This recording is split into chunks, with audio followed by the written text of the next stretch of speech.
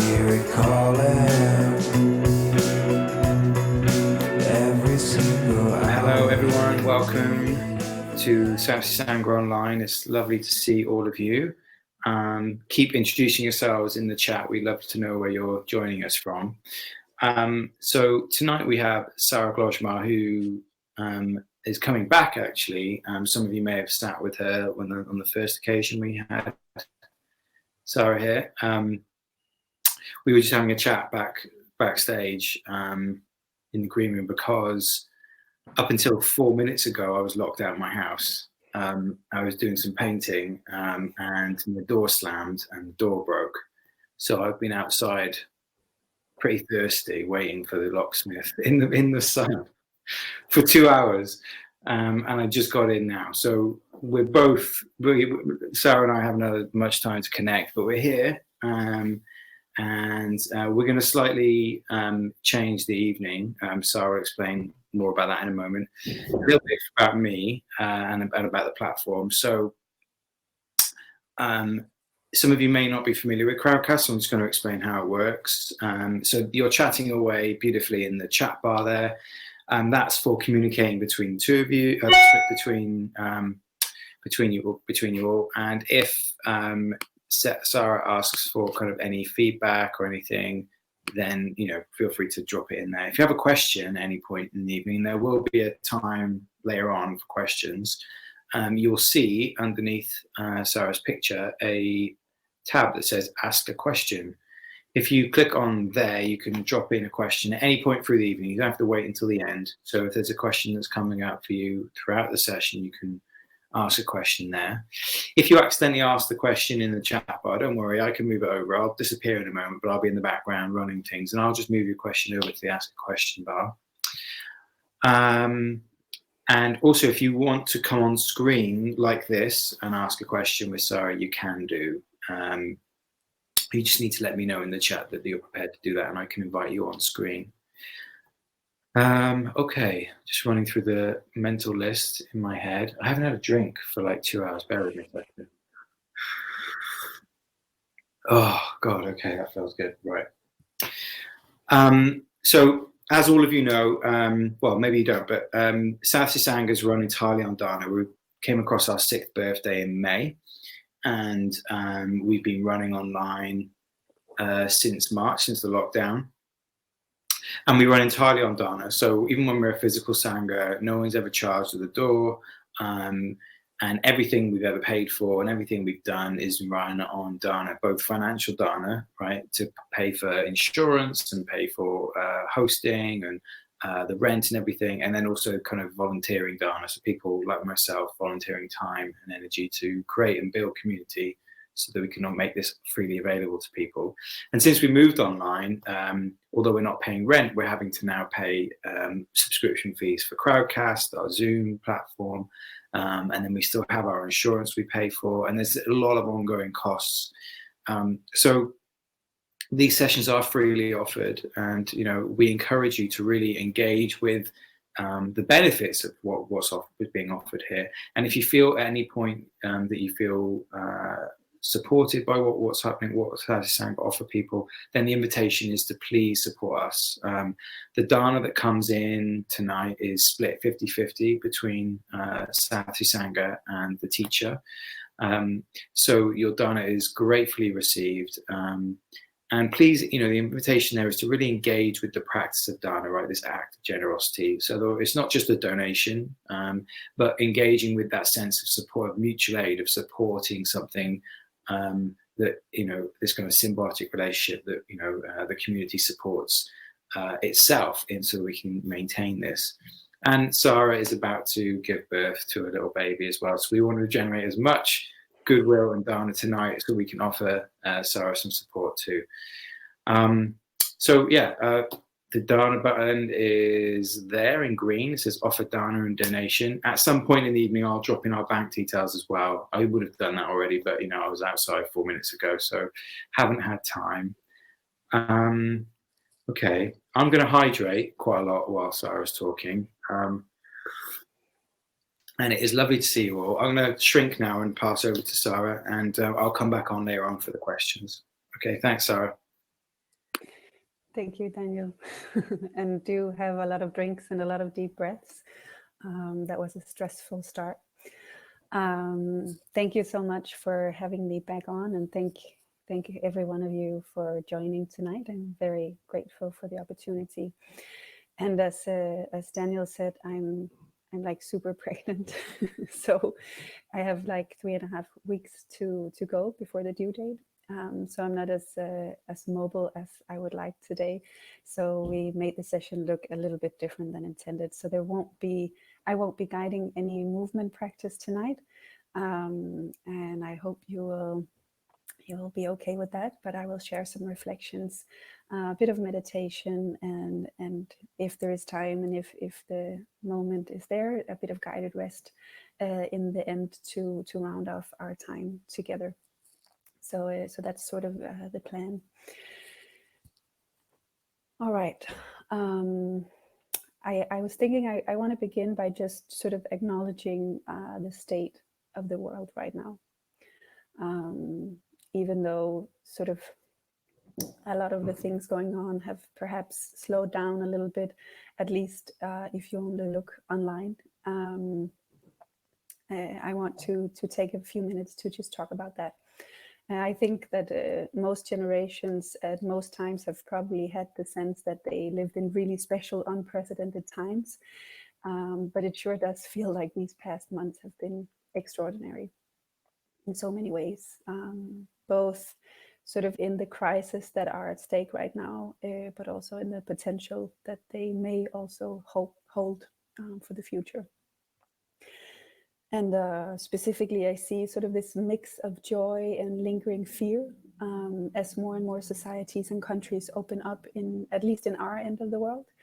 And then, of course, worry as other parts of the world are just starting to feel the burden of the coronavirus. And then perhaps more than anything else, I'd like to just take a moment to acknowledge and honor the many lives that are and have been affected or taken by racism, not only in the US, in the States, but also here in Europe, as well as in the rest of the world, and not just now, but also in the past. And I deeply hope that the events of the past weeks will lead to a sort of more widespread awakening to the realities of so many humans across the world. But also want to sort of strongly emphasize that hope is certainly not enough. It's going to take really hard work and active efforts from all of us, not just now, but in the years to come. So there's this momentum right now, or maybe even more so a week ago, that we really need to keep going and keep doing the work, so the work doesn't end. Yeah, so just to acknowledge that, and in addition to that, also just the awareness on my part that I have been giving a voice here tonight as a privileged person, not only being white, but also being sort of in a global perspective from one of the richest parts of the world, and I don't take that for granted. So I sort of just want to put that out there to begin with. And I think maybe now it's a good time to sit together for a little bit with whatever is there right now. So I'll invite you to find a comfortable seated posture, and we'll sit for about 10-15 minutes together with how it is right now.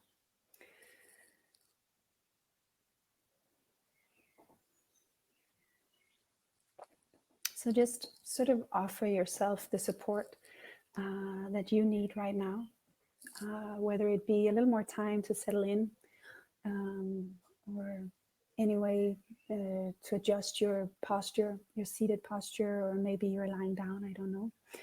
And right now for this practice, you don't have to sit in any particular way. So maybe notice if there's this inclination to sort of move into a more formal or rigid space when I sort of announce that we're going to be doing formal seated practice.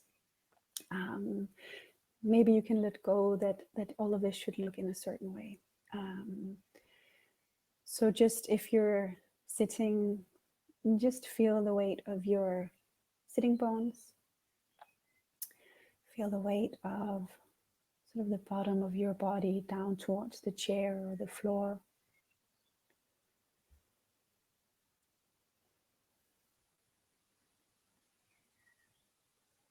And just allowing all of your weight to drop down into the seat.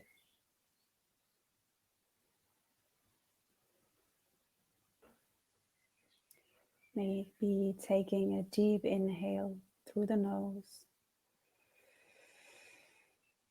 and an exhale.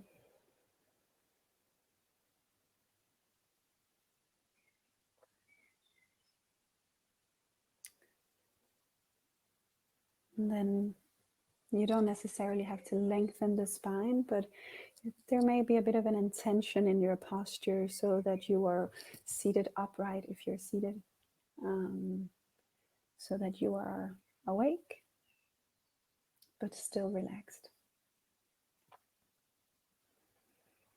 And you can have your eyes closed or open as you prefer. And if your eyes are open, maybe just a sort of disengaged gaze at the floor or the table in front of you. Allow your hands to rest somewhere on your thighs, perhaps, to let your shoulders drop down and feel at ease.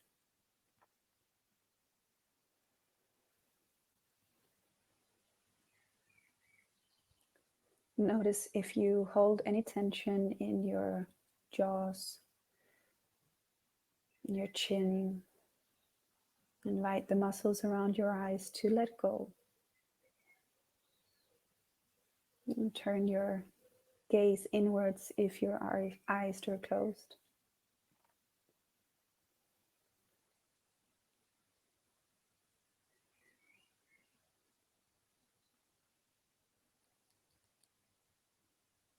Notice if you hold any tension around the belly button, below the belly button. See if there's anything there that can soften.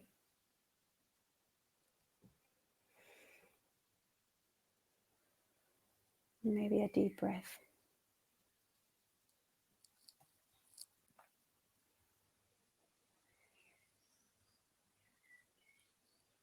And if there isn't anything that can soften, then so be it. Maybe there is just tension.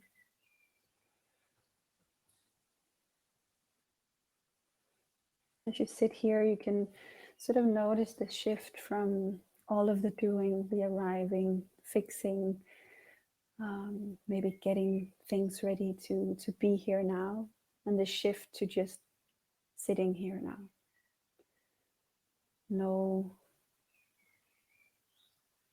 There are no goals, there are no tasks here, just an invitation to sense into whatever is there in your body right now.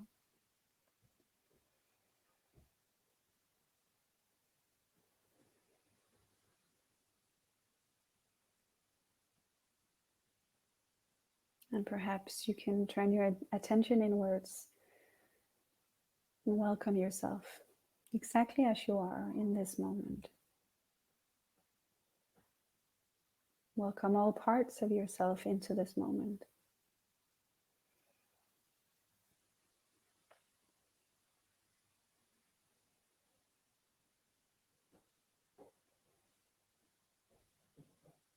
And allow your breath to just follow the natural rhythm. So you don't have to control it in any way. You don't have to make it deeper or better or slower. You can just let the inhale be body's spontaneous movement. And the exhale, body's passive letting go of air. Just allowing body to inhale you and allowing your body to exhale you.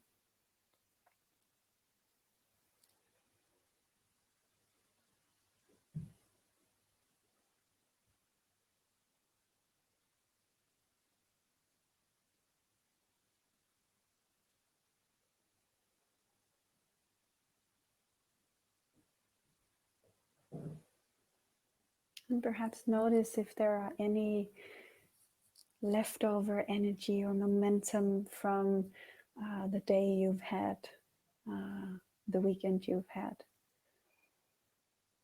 Maybe anticipation of the days to come. And you don't have to do anything about it. It's not an invitation to sort of push it away or make it slow down. Just notice if that energy is there and let it unfold for now.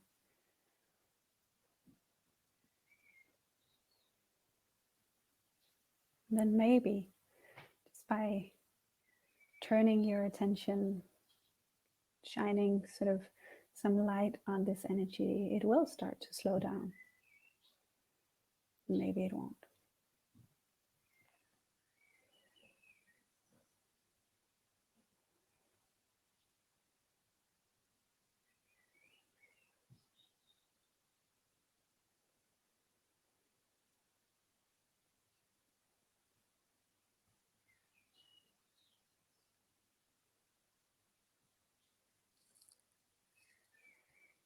And in the same way, as you turn your attention to your breath, the energy in your body,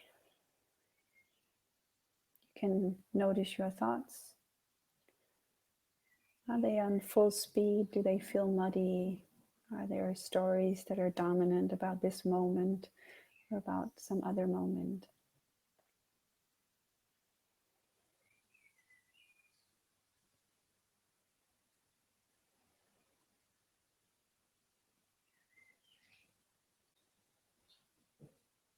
And in the same way, you don't have to change anything. You can leave any intentions for the practice behind and maybe just turn your attention to your breath, however the breath is right now.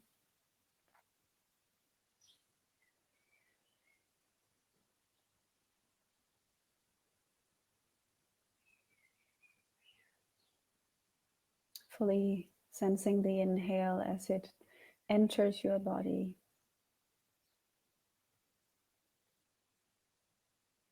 And fully sensing the exhale as the air leaves your body.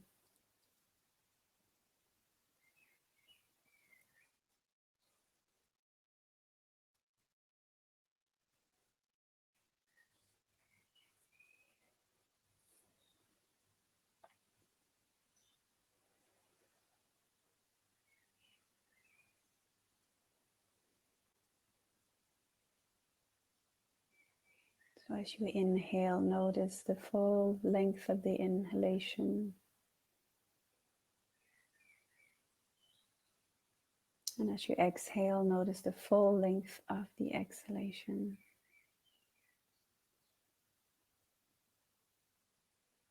And that pause at the end of the exhale where everything stops.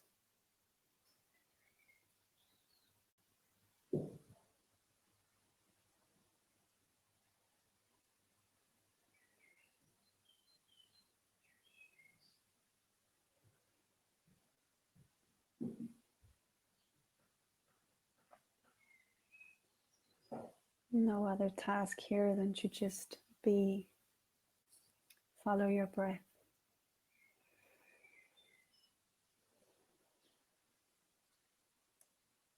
Sometimes fully here, intimate with breath. Sometimes maybe lost in thoughts or half asleep. You can allow it all to arise and pass.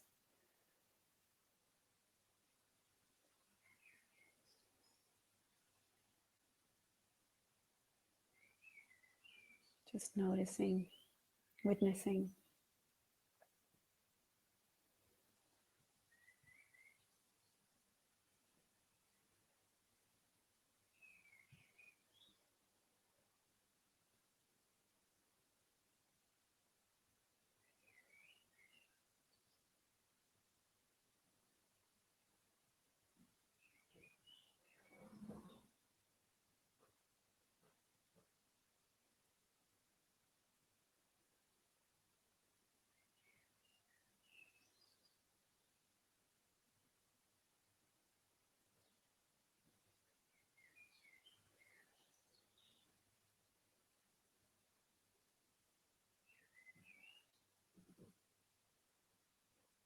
Every time you inhale, notice the full length of the inhalation.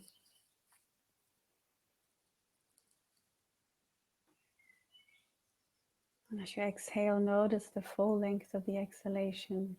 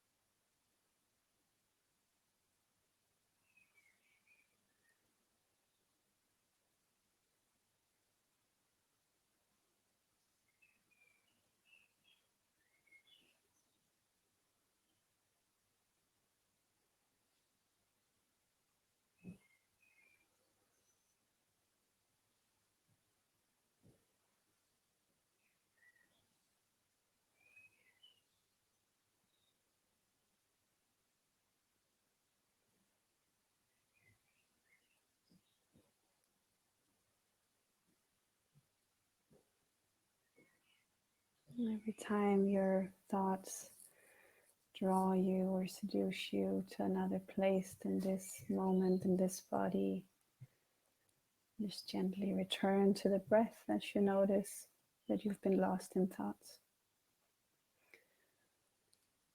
No need to take it personal.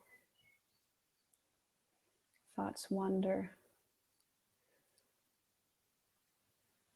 You can just notice what it's like to be lost in thought and what it's like to return to the breath, to return to this moment.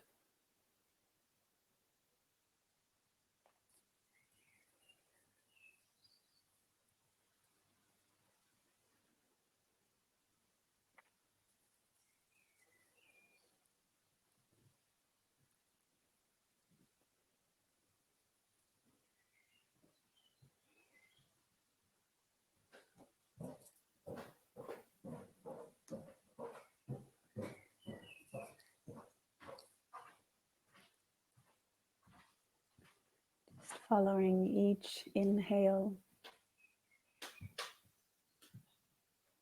and each exhale.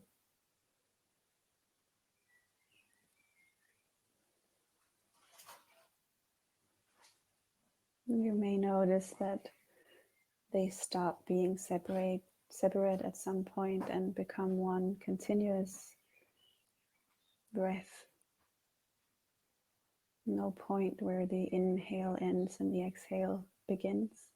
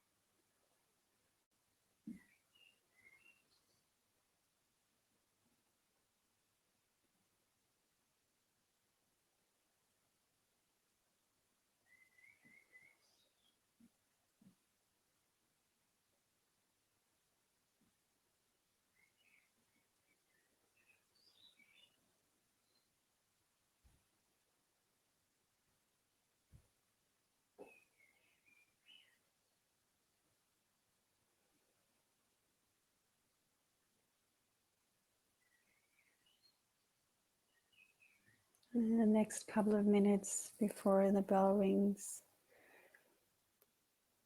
in silence, see if you can stay in the middle of this moment without adding to it or taking away from it.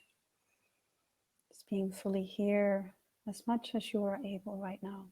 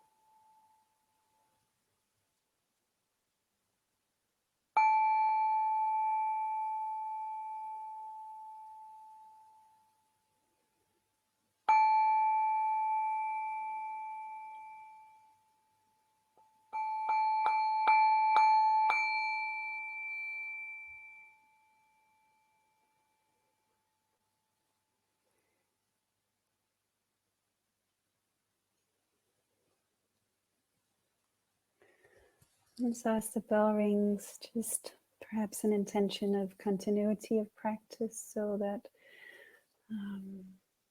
you may want to adjust your posture, make yourself a little bit more comfortable, but the intention of staying right here remains, so that the formal seated meditation may have come to an end, but the practice is only just starting, so to speak. So thank you for sharing that practice. It's always a little bit strange when, as a teacher, when you can't see anybody, can't see how that's received or how it lands in all of your bodies. So, but thank you for practicing with us in this way. So I often talk about the importance of inward attention and rest and just radically accepting what is. And since those things are sometimes perhaps confused with maybe complacency or you could say becoming a blindfold for the privileged, I wanted to share some thoughts on this tendency that I see to treat practice like sort of another object to consume. And it's a topic that is perhaps even more relevant right now than when I wrote Helen and Daniel, but what I would be talking about tonight. So it will be a little bit more about this topic and not so much on inner nature, since that relates to the movement practice that I unfortunately won't be doing tonight. So I think there is this unfortunate side effect of the many practices that teach us to sort of be with things as they are, and that teach us to practice balance and equanimity. And if we don't pay really, really close attention, I think these words or phrases can easily become catchphrases and tools in our spiritual bypassing, which is a concept I think most of you will have heard about or know very well about. So if we don't sort of do the work and study the roots of these practices, we may find ourselves using practice as a place where we come to sort of feel less, where we come to improve ourselves, or come to even maybe see things in a positive light only. And I know at least that in the yoga community, there is this widespread tendency to think that spraying a little love and light on any hard conversation will be enough, if I may be so bold. Sort of this thought that if we just say that we are all one and we practice putting ourselves above all of the strife of the world, and magically problem solved. But I think it's super important right now, well, all the time, but especially right now, to acknowledge that while we are all one, perhaps, we are also living under so fundamentally different conditions. And to not sort of pay attention to that would be a mistake, in my opinion. There's this Slovenian philosopher, Slavoj Žižek, that some of you may know. He's a special character. If you don't know him, go watch some videos on YouTube with him. He has a lot of radical views, but he has been criticizing Buddhism for being sort of the perfect match or even crutch for capitalism.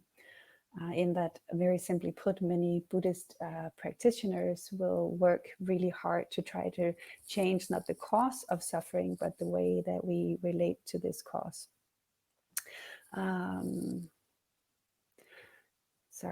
And also we might add that sort of the mainstreaming of mindfulness and MBSR practices, at least if we were to look at it without too many nuances, could be said to help people cope with and therefore sustain a system that make people sick, rather than trying to change that system.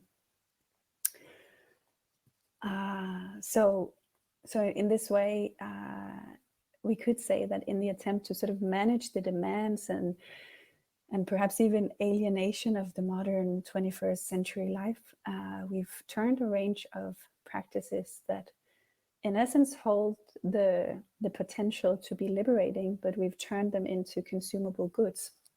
So something that is always ready to make us feel better, something that can sort of get us back into the hamster wheel fast. And then sometimes I see that when a practice stops making us feel better or start challenging us, we may then start shopping around for something else. So perhaps I'll try sound healing this week. Perhaps I'll try a cocoa ceremony, a 10-day vipassana, some ayahuasca. And so I'm wondering, do I need to shop for one perspective here and then one over here so that I can fit it all to my own individual preferences? And would the opposite mean that I just fully accept any dogma or belief system? Or is there a space somewhere, maybe not in between, but somewhere there, in which we can engage wholeheartedly with the practices? I think maybe the main question is whether we're missing something. If we're always looking for a practice that will fix us, if we're always looking for a practice that will improve ourselves or make us feel better. I think at the very least we probably miss out on a large field of human experience. But worst comes to worst, we may also turn practice into these soundproof headphones where we don't hear the real world outside. And don't get me wrong, I hold many of these practices so very dear, but I just do think that there should be a space to ask some of these important questions. So I think in my understanding, the underlying intention of practices such as yoga and meditation, if we could speak of any such intention, is not to improve our individual being in the world, but more so to awaken us to the state of the world so that we can grow compassion for this human condition and everything that comes with it. So to essentially to open our eyes to suffering, not look away from it. And so I think it's important to talk about this fact that equanimity doesn't have to entail passivity or nihilism. I think knowing that we are all fundamentally part of the same web of life is not the same as saying that there aren't deep political, cultural, and historical divisions that we need to look honestly at together. And if we understand karma not as this sort of instant punishment from God like interpretation that I see somewhere in some places, but more as everything we do or do not do have an effect, then I think it should be clear that being okay in our own skin despite of widespread suffering is not the same as a free pass to do nothing. And so everything we do, it ripples out into the world, and everything we don't do. And it's not easy. We might never know what the right thing to do is. I, for one, in this situation with the Black Lives Matter movement and all of the very many different voices that are out there calling for very different things. As a white person, I've really struggled with knowing what's the right thing to do and what's the right thing to say. But that's not the same as I shouldn't do or say anything. So we'll have to try and then seek forgiveness if we misstep or misspeak. There's this German philosopher Hannah Arendt who pointed out that it is part of the very human condition to not be able to foresee the consequences of our actions, and also that our actions have no end. So she says the process of a single deed can quite literally endure throughout time until mankind itself has come to an end. so the effects of our actions last lifetimes. She also says that the meaning of any act never really fully discloses itself to the actor, to the person acting, but only it only discloses itself to the backward glance of the historian who himself does not act. So all of this, not to say that we should stop acting because we cannot. And as I said, even not doing anything, even not acting, it's an act that has ripple effect through time and space. What it does mean is that it becomes even more essential to try to figure out what a meaningful life, but also what a meaningful practice look like, and how we can be of service to others. And I think all of those things can sort of can coexist.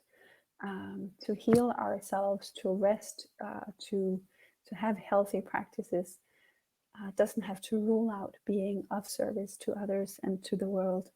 And perhaps on the contrary, the best thing we can do to heal ourselves is to be of service and do our part. And so I think my humble idea of an antidote to this constant consumption of practice, consumption of relations, consumption of life, is connection and compassion. So tuning into life in each moment through community, through nature, and really tuning into this body, not to look away, but as a kind of rest for those of us on the front lines, or those on the front lines, so we may gather the strength to face it all. So rest and practices that heal ourselves need not be just a crutch for the privileged, but also a tool to awaken to the state of the world. And I wanted to share with you the 5 recollections in Thich Nhat Hanh's version, which I hold really dearly. And translation goes like this: I am of the nature to grow old. There is no way to escape growing old. I am of the nature to have ill health. There is no way to escape ill health. I am of the nature to die. There is no way to escape death. All that is dear to me and everyone I love are of the nature to change. There is no way to escape being separated from them. My actions are my only true belongings. I cannot escape the consequences of my actions. My actions are the ground upon which I stand. So my actions are my only true belongings. I cannot escape the consequences of my actions. My actions are the ground upon which I stand.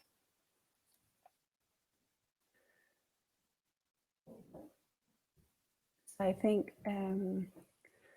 I'll end the little, I'm almost going to say rant there.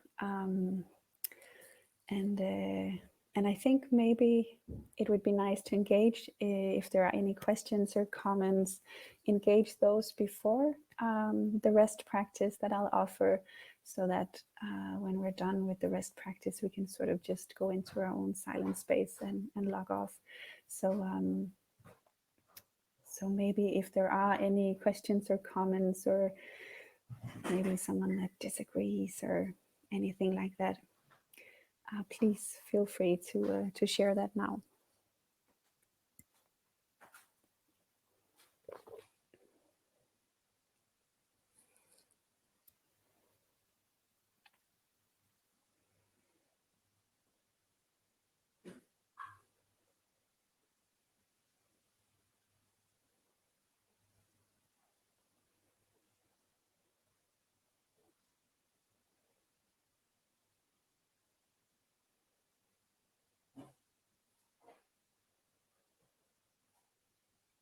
I'm going to take your silence as a sign that you all agree with me.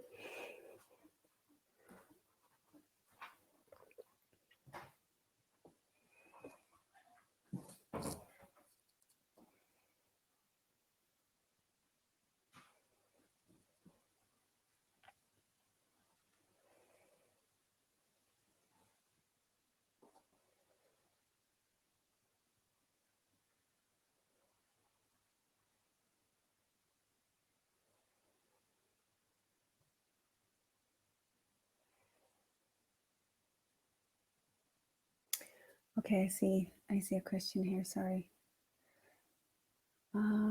So what do you think Buddhist practice has to offer the Black Lives Movement, the Black Lives Matter movement for justice, in particular to white practitioners?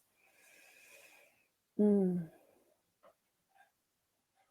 I want to say I'm not sure I'm the right person to actually respond to that. But as I said, I understand Buddhist practice and meditation practice to be a tool towards compassion, a tool to waking up to the actual material conditions of the world, which I think is really so very needed right now. And somehow, I'm not sure that is particular to white practitioners at all, but in some way, I think that the embodied mindfulness practice is so important to start to wake up to each moment. I think we can't figure this out mentally. I think we can't stay in our minds, in our rational minds, to really engender compassion. I'm not sure that was any kind of clear, coherent answer, but that's my initial thoughts. What was it that you just read from, please? Thanks for great meditation and talk. You're welcome, Jackie. It's the 5 recollections or the 5 remembrances, which are it's said to stem from the historical Buddha, but has I think it's been sort of attributed to a few different people. But what I read from was Thich Nhat Hanh's version, which is part of I think the chanting in his Plum Village in France, where he has a big Buddhist community there, the Vietnamese monk Thich Nhat Hanh. So the 5 recollections or the 5 remembrances.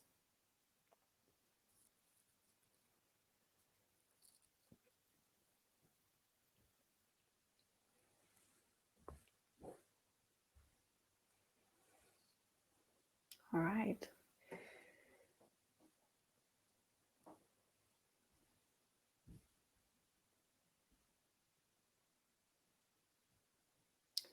You're welcome, Jackie.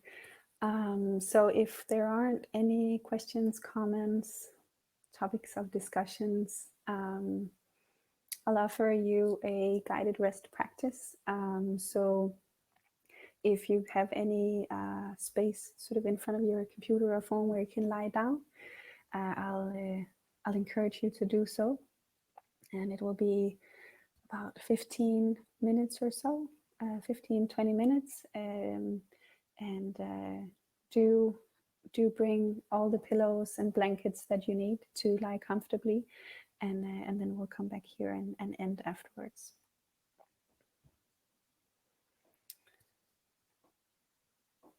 So finding a position lying down on your back or on your side, whatever is most comfortable. If you have pillows, you can place them underneath your knees for sort of a bit of support for the lower back. And just taking some extra time to really see if you can make yourself just 5%, 10% more comfortable than you are right now.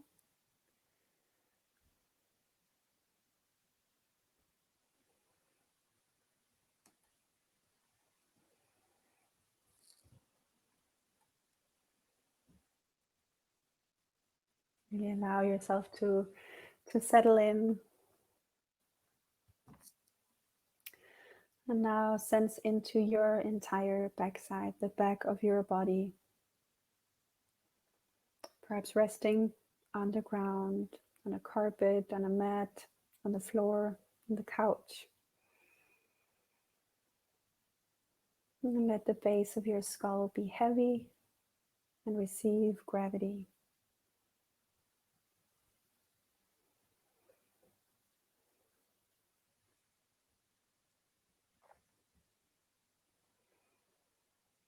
Feel the weight of your head, the weight of your shoulders, the weight from your hips, your buttocks, and your legs and feet.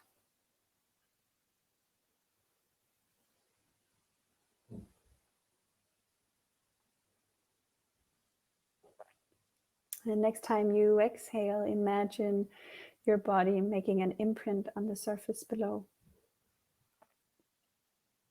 as if you were lying on soft, warm sand. Body and the ground, just one continuous landscape.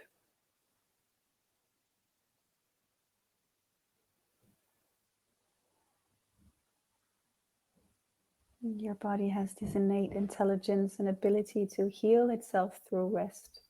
And so to get anywhere, ironically, you have to stay here in this body.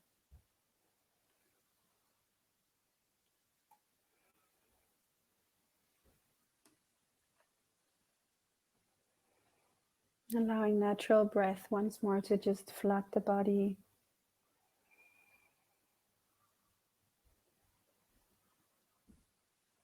Letting go of any breathing techniques, just trust that your body knows how to breathe.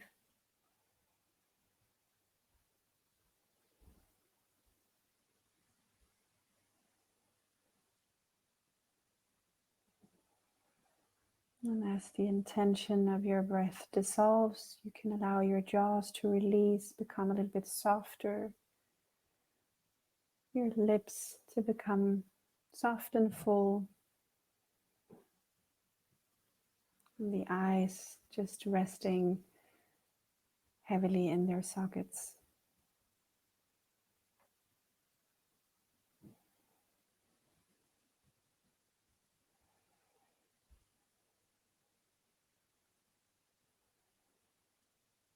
Allow all of the large muscles in your body to soften and be heavy.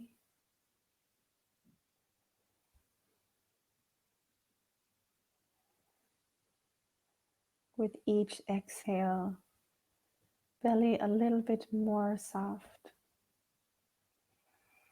body a little bit more heavy.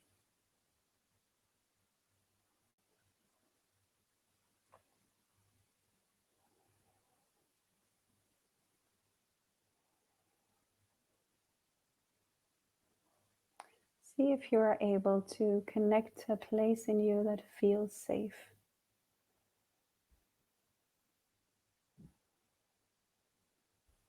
There is no improvement to do, no need for effort.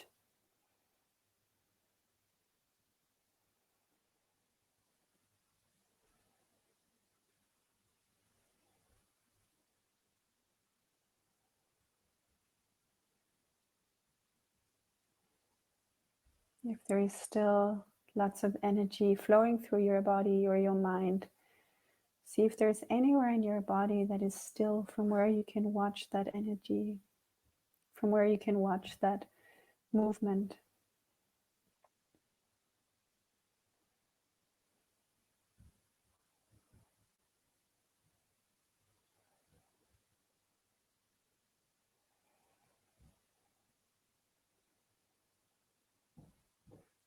And as I call different parts of your body into your attention, it doesn't matter if you feel them directly, you can just follow the sound of my voice and return to it as your thoughts may wander.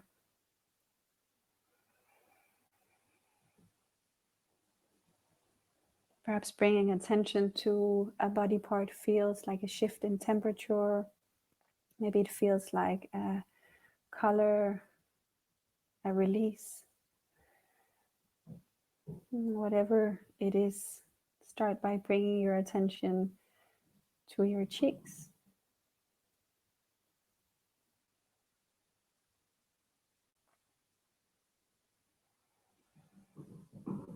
Allowing the cheeks to be soft.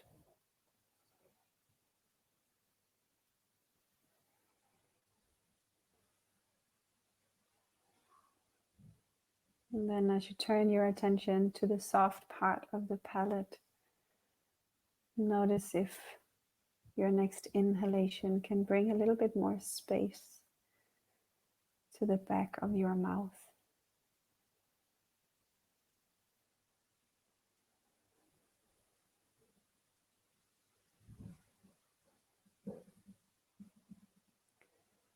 Notice the tip of your tongue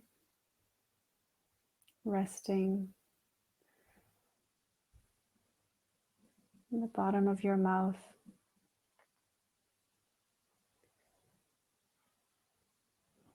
Move your attention to your right nostril and your left nostril. Noticing air flowing in and air flowing out.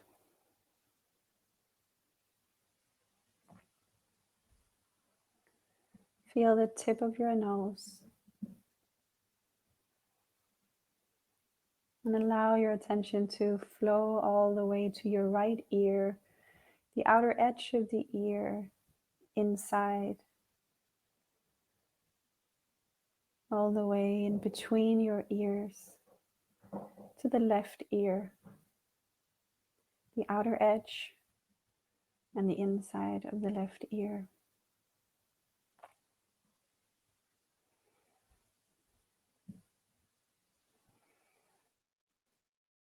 Let your attention wave down to your neck and throat.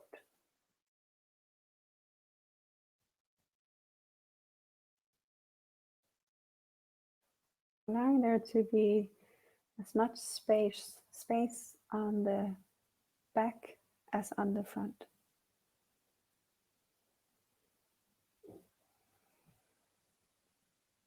Releasing any tension as much as you are able in your shoulders.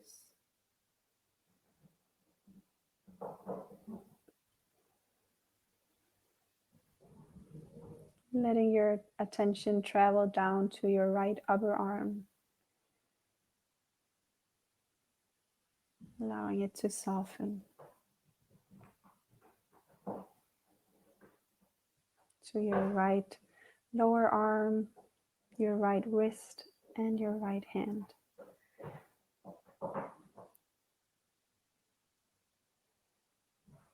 Sensing all the 5 fingers on your right hand.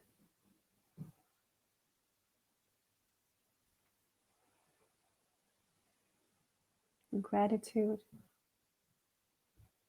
and rest.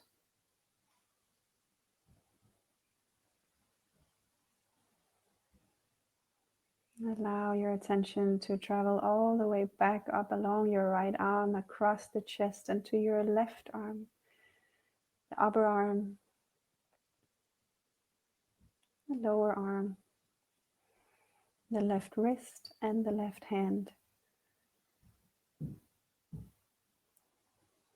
All of the 5 fingers on your left hand, soft, resting.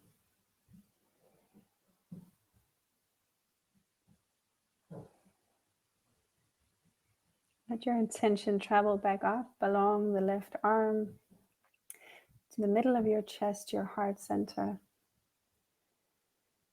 all the way down to your rib cage,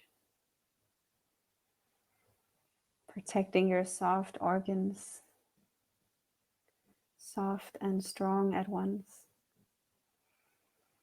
Feel how it grows bigger as you inhale and how it retracts as you exhale.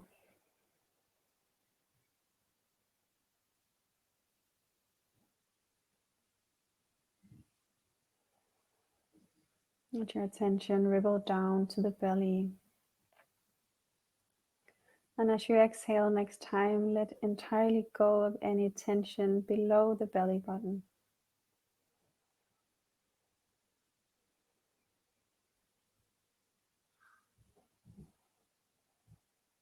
Below the belly to your hips, the groin,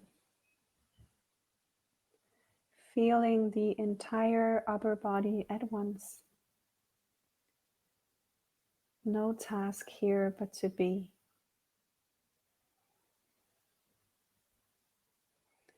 Feel the entire upper body at the same time and breathe into the whole upper body.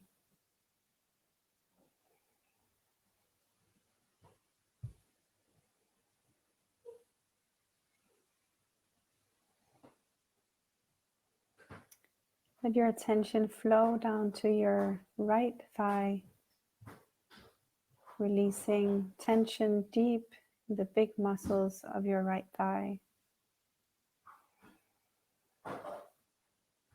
Relaxing the right knee,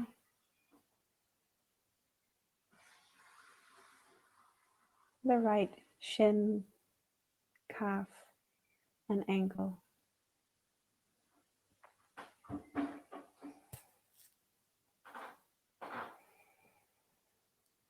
Sensing into your right foot, top of the foot, the bottom of your foot, and all of the 5 toes on your right foot.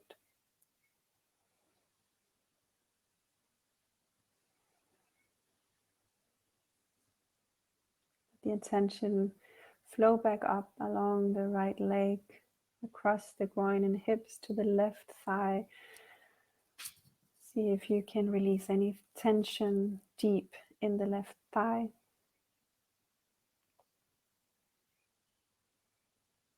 Relaxing the left knee, shin and calf, and left ankle. Sensing your left foot, the top, the bottom, and all of the 5 toes on the left foot.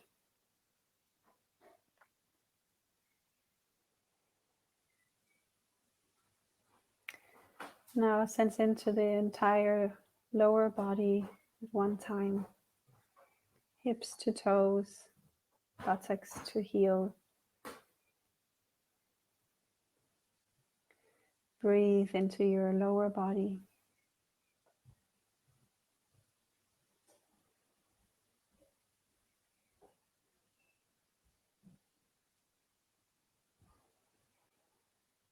Now feel the entire body at once.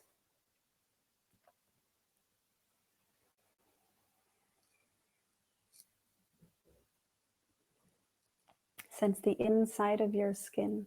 Feel the body from the inside.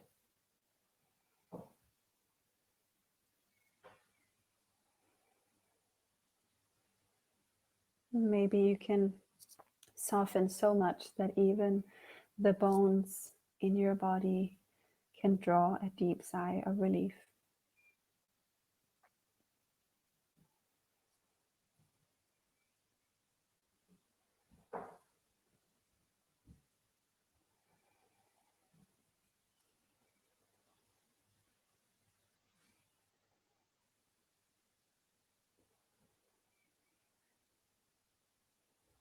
Allow your full weight to be received by gravity. Notice how all of you are carried and supported by the ground beneath you. Allow yourself to be held. Allow yourself to be supported. And surrender to gravity. Let it embrace you.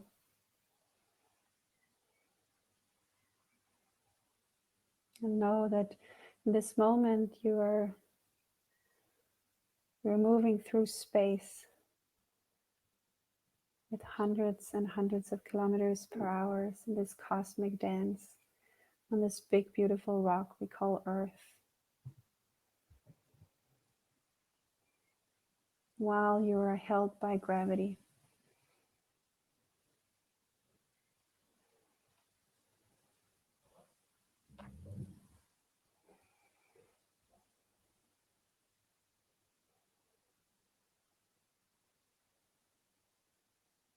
Knowing that in the middle of all of that, you can rest, be held without effort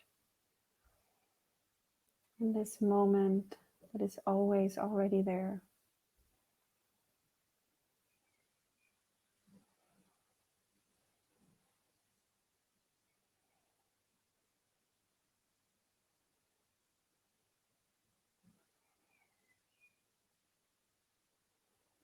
Sense the floor beneath you.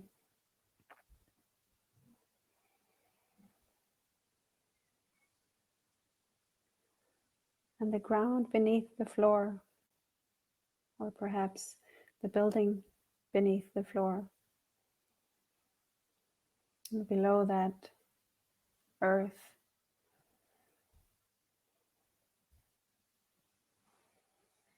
Feel how your body meets earth deeper and closer with each exhale.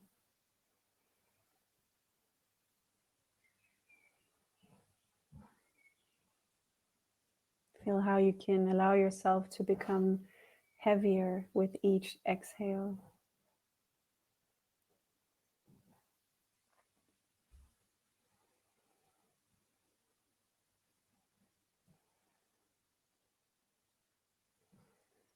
And then also sense the space above your body, the room, the ceiling above you, and above the ceiling, perhaps more building or sky,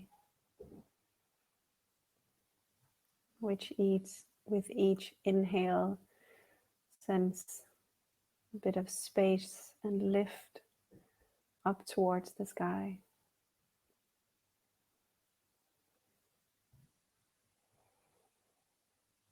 So that as you inhale, you can sense a lift and space from your front body towards the sky. And as you exhale, you can feel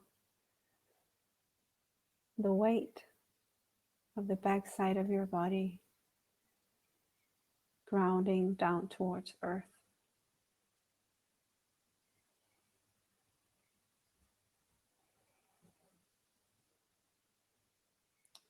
On your inhale, a lift. On your exhale, weight and grounding.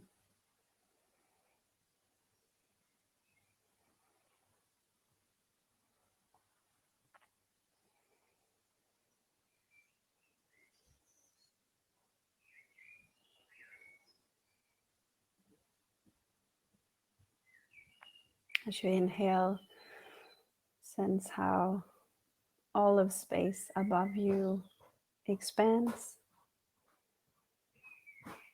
And as you exhale,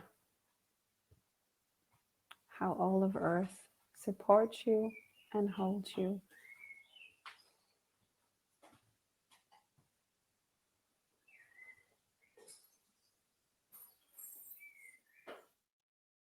Allowing for a moment everything to be just like this.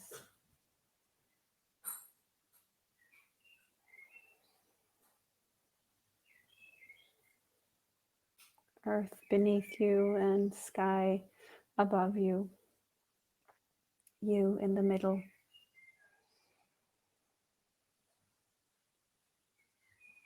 In this moment, in this body, these surroundings.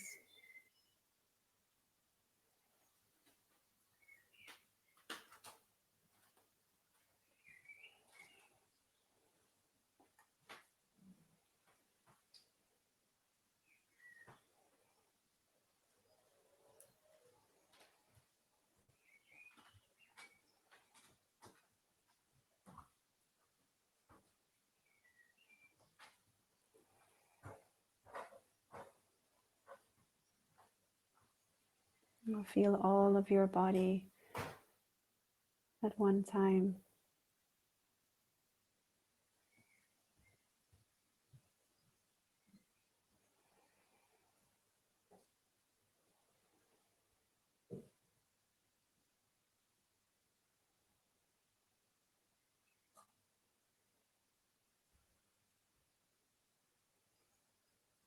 Slowly start bringing your attention back to your breath.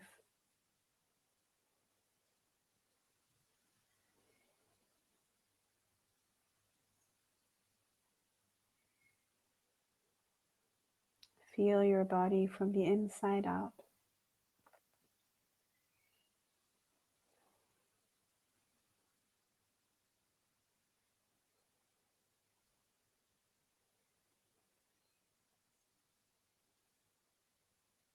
Perhaps begin to deepen your breath and prepare yourself to return. Prepare yourself to widen your attention so that you can bring this stillness with you, even as you start wiggling your fingertips and your toes.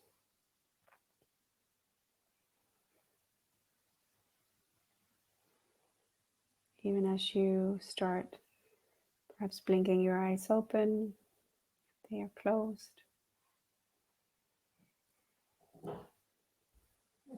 And perhaps this is more than enough for you right now.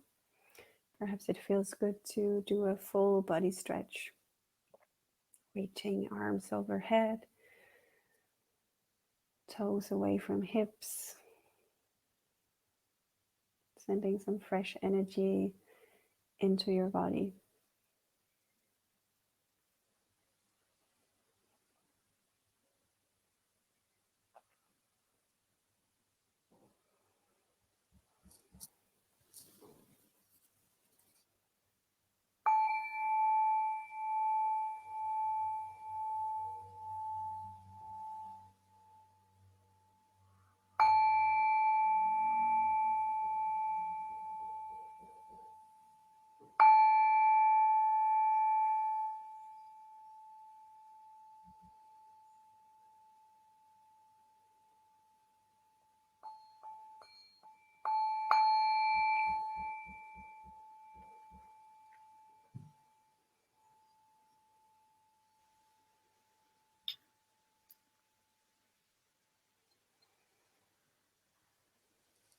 All right. So thank you for practicing in this way with everyone else. I apologize for any noise on this part. I don't hear it, but conditions are about you. Thank you, Sara. Deeply appreciate you every time you support our community, and especially being fully pregnant as well and still showing up. I just want to say thank you to everyone who logged in tonight, and thank you again for that offering this evening, and for the people that asked questions too. I'm just going to drop into the chat a link that some people might not have yet, which is just the link to a weekend retreat we have coming up in July with Lama Rod Owens. It's like a Friday evening to Sunday evening home retreat. There are sliding scale registrations available. So if you're unemployed, there's a donation option, and there are free registrations for BIPOC folk too, and various levels of registrations for depending on your financial circumstances. Okay, and finally, just to again, if you have to leave now, then please, if you haven't already, consider making a donation so we can support Sara and the new life coming into the world soon. I don't know if we had a conversation. Did we have a conversation around a name? I don't know, over Instagram. Did you do that? Oh, yeah, we did, didn't we? Yeah. There are 3 contenders at this moment. Oh, I'm excited to hear who wins. Yeah, me too. Okay. Thank you, everyone. Please share this link, the link that, that's up in your URL now. Please share it widely with as many people as possible so we can kind of keep growing this online community. I'm not sure how long, we'll have to keep doing this, but this offering is open to as many people as possible. So thank you very much. Sara, rest well. Good luck unpacking. They've just moved as well. And please stay in touch and let me know how you're getting on. And for everyone else, we'll see you next week. Next week we have, I think it's Charisse Minerva. So make sure you log in, same time, same place next week. Okay, take it easy, everyone. I won't get locked out next week, I promise. I won't leave the house.